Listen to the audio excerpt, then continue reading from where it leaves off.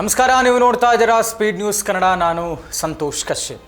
ರಾಜ್ಯ ಕಾಂಗ್ರೆಸ್ ಪಾಳೆಯದಲ್ಲಿ ಆಗ್ತಾ ಇರುವಂತಹ ಬೆಳವಣಿಗೆಗಳು, ಮುಸ್ಲಿಂ ಸಮುದಾಯದ ಅಸಮಾಧಾನ, ಮುಸ್ಲಿಂ ಧರ್ಮಗುರುಗಳು ಕಾಂಗ್ರೆಸ್ನ ಹೈಕಮಾಂಡ್ಗೆ ಪತ್ರವನ್ನು ಬರೆದಿದ್ದಾರೆ. ಹೀಗಾಗಿ ಈ ಕ್ಷಣಕ್ಕೆ ಜಮೀರ್ ಅಹಮದ್ ಅವರು ಸೇಫ್ ಅನ್ನುವಂಥ ವಿಚಾರ ಬಹಳಷ್ಟು ಚರ್ಚೆ ಆಗ್ತಾ ಇದ್ರು ಕೂಡ ಇದರ ಡ್ಯಾಮೇಜ್ ಅನ್ನುವಂಥದ್ದು ಏನಿದೆ, ಕಾಂಗ್ರೆಸ್ ಪಕ್ಷಕ್ಕೆ ಈ ಒಂದು ಮುಸ್ಲಿಂ ಸಮುದಾಯದ ನಾಯಕರ ಮೇಲೆ ತೆಗೆದುಕೊಳ್ತಾ ಇರುವಂತಹ ಕ್ರಮ ಏನಿದೆ, ಅದಕ್ಕೆ ಆ ಸಮುದಾಯದ ನಾಯಕರುಗಳ ಆದಿಯಾಗಿ ಧರ್ಮಗುರುಗಳ ಎಂಟ್ರಿಯಾಗಿ ಏನೇ ಅಸಮಾಧಾನ ಭುಗಿಲೆದ್ದೇಳ್ತಾ ಇದೆ, ಹೈಕಮಾಂಡ್ವರೆಗೂ ಕೂಡ ತಲುಪಿರುವಂಥದ್ದು, ಇದು ಪಕ್ಷಕ್ಕೆ ದೊಡ್ಡ ಮಟ್ಟದಲ್ಲಿ ಡ್ಯಾಮೇಜ್ ಆಗುತ್ತೆ ಅನ್ನುವಂಥ ರೀತಿಯಲ್ಲಿ ವಿಶ್ಲೇಷಿಸಲಾಗ್ತಾ ಇದೆ. ಎಸ್, ಅದು 2028 ವಿಧಾನಸಭಾ ಚುನಾವಣೆಗಿರಬಹುದು, ಪಕ್ಷಕ್ಕಿರಬಹುದು, ಪಕ್ಷದ ನಾಯಕರುಗಳಿಗಿರಬಹುದು, ಎಲ್ಲ ರೀತಿಯಲ್ಲೂ ಕೂಡ ಇದು ಡ್ಯಾಮೇಜ್ ಆಗುತ್ತೆ ಅಂತ ಹೇಳಲಾಗ್ತಾ ಇದೆ.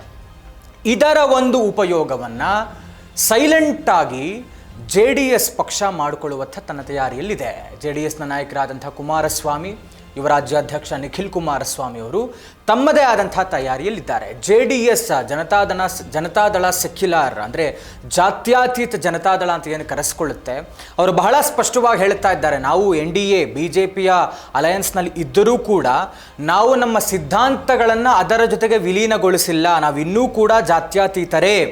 JDS ಅನ್ನುವಂಥದ್ದು ಅಲ್ಪಸಂಖ್ಯಾತರ ಪರವಾಗಿರುವಂಥದ್ದೇ, ಜಾತ್ಯತೀತವೇ ಅನ್ನುವಂಥ ನಿಟ್ಟಿನಲ್ಲಿ ಬಹಳಷ್ಟು ಚರ್ಚೆಗಳಾಗಿದ್ದು, ಮರಳಿ ಏನಾದರೂ ಜಮೀರ್ ಅಹಮದ್ ಖಾನ್ ಅವರು JDSಗೆ ಬರ್ತಾರಾ ಅನ್ನುವಂಥದ್ದು ಅದನ್ನು ಅವರೇ ಖುದ್ದಾಗಿ ಡಿನೈ ಮಾಡಿದ್ದಾರೆ. ನಿನ್ನೆ ಬಹಳ ಸ್ಪಷ್ಟವಾಗಿ ಮಾತನಾಡಿದ್ದಾರೆ ಮಾಧ್ಯಮಗಳಿಗೆ ಜಮೀರ್ ಅಹಮದ್ ಅವರು. ನನಗೆ ಕಾಂಗ್ರೆಸ್ ತುಂಬ ಚೆನ್ನಾಗಿ ನಡೆಸ್ಕೊಂಡಿದ್ದೆ, ಹಿರಿಯರಿದ್ದರೂ ಕೂಡ ನನಗೆ ಸಚಿವ ಸ್ಥಾನವನ್ನು ಕೊಟ್ಟಿದೆ, ತುಂಬ ಚೆನ್ನಾಗಿ ನಡೆಸ್ಕೊಂಡಿದೆ, ನಾನು ಯಾಕೆ JDSಗೆ ಹೋಗಲಿ ಅಂತ.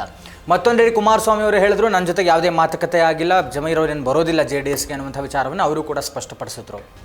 ಬಟ್ ಇಲ್ಲಿ ಇರುವಂಥ ವಿಚಾರ ಏನಂತ ಹೇಳಿದ್ರೆ, ಮಾಜಿ ಸಚಿವ ರೋಷನ್ ಬೇಗ್ ಅವರ ಜೊತೆಗೆ ಕುಮಾರಸ್ವಾಮಿ ಅವರು ಮಾತನಾಡಿದ್ದಾರೆ ಮತ್ತು ಮುಸ್ಲಿಂ ಸಮುದಾಯದ 2ನೇ ಸಾಲಿನ ನಾಯಕರೇನಿದ್ದಾರೆ ಅವರುಗಳೆಲ್ಲರೂ ಕೂಡ JDSಗೆ ಮರಳಿ ಬರುವಂತಹ ಸಾಧ್ಯತೆ ಇದೆ. ಒಂದು ಕಡೆ ಜಬ್ಬಾರ್ ಅವರು ಮರಳಿ JDSಗೆ ಬರುವಂತಹ ಸಾಧ್ಯತೆಗಳು ಹೆಚ್ಚಾಗಿ ಕಾಣಿಸ್ತಾ ಇದೆ ಮತ್ತು ಇದರ ಜೊತೆಗೆ ಮಾಜಿ ಶಾಸಕರಾದಂತಹ ದಲಿತ ಅಖಂಡ ಶ್ರೀನಿವಾಸ ಮೂರ್ತಿ ಅವರು ಕೂಡ JDSಗೆ ಮರಳಿ ಬರುವಂತಹ ಸಾಧ್ಯತೆಗಳಿದೆ.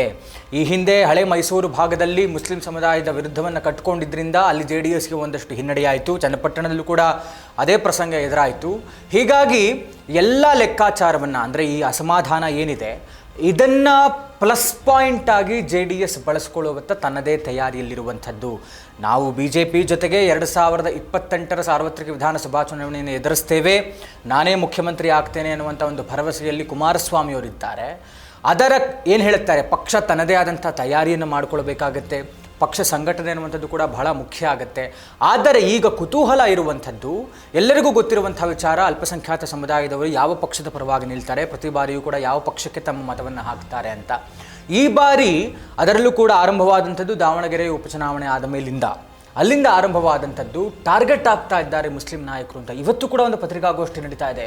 ಹೈಕಮಾಂಡ್ನ ಮಟ್ಟದಲ್ಲಿ ಒಂದು ರೀತಿಯಲ್ಲಿ ಗಮನವನ್ನು ಸೆಳೆಯಬೇಕು, ಏನೀ ಕಟ್ಟುನಿಟ್ಟಿನ ಕ್ರಮ ಆಗಿದೆ ಅದನ್ನು ಹಿಂಪಡೆಯಬೇಕು, ಎಲ್ಲರನ್ನೂ ಕೂಡ ಯಥಾಸ್ಥಾನದಲ್ಲಿ ಮುಂದುವರಿಸಬೇಕು, ನಮ್ಮ ಸಮುದಾಯಕ್ಕೆ ಆಗ್ತಾ ಇರುವಂಥ ಒಂದು ಅನ್ಯಾಯವನ್ನು ತಡೆಗಟ್ಟಬೇಕು, ನಮಗೆ ನ್ಯಾಯವನ್ನು ಕೊಡಿಸಬೇಕು, ಇದೆಲ್ಲವೂ ಕೂಡ ಅವರ ಆಗ್ರಹ ಇರುವಂಥದ್ದು ಮುಸ್ಲಿಂ ಸಮುದಾಯದವರದು. ಹೀಗಾಗಿ ಅವರೇನಾದರೂ ಮನಸ್ಸು ಬದಲಾಯಿಸ್ತಾರಾ? ಮನಸ್ಸು ಬದಲಾಯಿಸಿ JDSನ ಕಡೆಗೆ ವಾಲ್ತಾರಾ? ಯಾಕೆಂದರೆ BJP ಜೊತೆಗೆ JDS ಇದೆ, JDSಗೆ ಮತವನ್ನು ಕೊಡ್ತಾರಾ, JDSಗೆ ಬೆಂಬಲಿಸ್ತಾರಾ? ಇದು ಪ್ರಶ್ನೆ ಬರ್ತಾ ಇರುವಂಥದ್ದು. ಅದರ ಜೊತೆಗೆ ಇಫ್ ಇನ್ ಕೇಸ್ ಇದು ಬಹುದೊಡ್ಡ ಡ್ಯಾಮೇಜ್ ಆಗುತ್ತೆ. ಯಾಕೆ ಅಂತ ಹೇಳಿದ್ರೆ, ಈಗಾಗಲೇ ಸಚಿವರಾದಂತಹ ಸತೀಶ್ ಜಾರಕಿಹೊಳಿಯವರು KPCC ಅಧ್ಯಕ್ಷ ಗಾದಿಯ ಮೇಲೆ ಕಣ್ಣಿಟ್ಟಿರುವಂಥವರು. ಮುಂಬರುವಂಥ ಚುನಾವಣೆಯಲ್ಲಿ ನನಗೆ ಅಷ್ಟರೊಳಗಡೆ ನನಗೆ KPCC ಅಧ್ಯಕ್ಷ ಗಾದಿ ಸಿಗಬೇಕು ಅನ್ನುವಂಥ ಲೆಕ್ಕಾಚಾರದಲ್ಲಿರುವಂಥ ಸತೀಶ್ ಜಾರಕಿಹೊಳಿಯವರು ಒಂದು ಬಾರಿ DCM DKಶಿ ಅವರನ್ನ ಭೇಟಿ ಆಗ್ತಾರೆ, ಮತ್ತೊಂದು ಬಾರಿ CM ಸಿದ್ದರಾಮಯ್ಯನವರನ್ನ ಭೇಟಿ ಆಗ್ತಾರೆ. ಹೀಗಾಗಿ ಅವರು ಈ ಮುಸ್ಲಿಂ ಸಮುದಾಯಗಳ ಮತಗಳು ಅಥವಾ ಆ ಒಂದು ವಿರುದ್ಧವನ್ನು ಕಟ್ಟಿಕೊಂಡ್ರೆ ನಮಗೆ ಡ್ಯಾಮೇಜ್ ಆಗುತ್ತೆ, ಅವರ ರಾಜಕೀಯ ಲೆಕ್ಕಾಚಾರಗಳು ಬುಡಮೇಲಾಗ್ಬಿಡುತ್ತೆ ಅನ್ನುವಂಥ ಒಂದು ವಿಚಾರದಲ್ಲಿ ಸತೀಶ್ ಜಾರಕಿಹೊಳಿಯವರು ಕೂಡ ಪ್ರಯತ್ನವನ್ನು ಪಡ್ತಾ ಇದ್ದಾರೆ. ಹೀಗಾಗಿ ಇದು ಏನಾದರೂ ತಾರಕಕ್ಕೆ ಹೋದರೆ, ಕಾಂಗ್ರೆಸ್ ಪಕ್ಷ ಹೈಕಮಾಂಡ್ ಏನಾದರೂ ಹೇಳಿದರೆ, ರಾಜ್ಯದ ನಾಯಕರು ತಮ್ಮ ಮನಸ್ಸನ್ನು ಏನಾದರೂ ಬದಲಿಸಿ ಏನಾದರೂ ಒಂದು ಈಗಾಗಲೇ ಕಟ್ಟುನಿಟ್ಟಿನ ಕ್ರಮವನ್ನು ಏನು ಅನುಸರಿಸಿದ್ದಾರೆ ಅದನ್ನು ಹಿಂಪಡೆಯುವಂಥ ಕೆಲಸವಾದರೆ ಯಥಾಸ್ಥಿತಿಯಲ್ಲಿ ಮುಸ್ಲಿಂ ಸಮುದಾಯದ ಬೆಂಬಲ ಕಾಂಗ್ರೆಸ್ ಪಕ್ಷಕ್ಕೆ ಇರುತ್ತೆ. ಇಫ್ ಇನ್ ಕೇಸ್ ಅದಾಗದೇ ಹೋದರೆ DCM DKಶಿ ಅವರು ಅದಕ್ಕೆ ಸಮ್ಮತಿಸ್ತಾರಾ ಗೊತ್ತಿಲ್ಲ ಏನಾಗುತ್ತೆ ಅಂತ. ಬಟ್ JDS ತನ್ನದೇ ಲೆಕ್ಕಾಚಾರದಲ್ಲಿದೆ. ಹೀಗಾಗಿ JDS ಕಡೆಗೆ ಮುಸ್ಲಿಂ ಸಮುದಾಯದವರು ವಾಲ್ತಾರಾ ಅಥವಾ ಕಾಂಗ್ರೆಸ್ ಏನಾದರೂ ಮಾಡಿರುವಂಥ ಕೆಲಸವನ್ನು ಸರಿಪಡಿಸಿಕೊಂಡು ಮುಸ್ಲಿಂ ಸಮುದಾಯವನ್ನು ತಮ್ಮ ಹತ್ರನೇ ಉಳಿಸ್ಕೊಳ್ತಾರಾ, ಇದೆಲ್ಲವನ್ನು ಕೂಡ ನಾವು ಕಾದು ನೋಡಬೇಕಾಗಿದೆ. ಇದಾಗಿತ್ತು ಇವತ್ತಿನ ವಿಶೇಷ. ನೋಡ್ತಾ ಇರಿ ಸ್ಪೀಡ್ ನ್ಯೂಸ್ ಕನ್ನಡ, ಸುದ್ದಿ ನಿಮ್ಮದು, ವೇಗ ನಮ್ಮದು.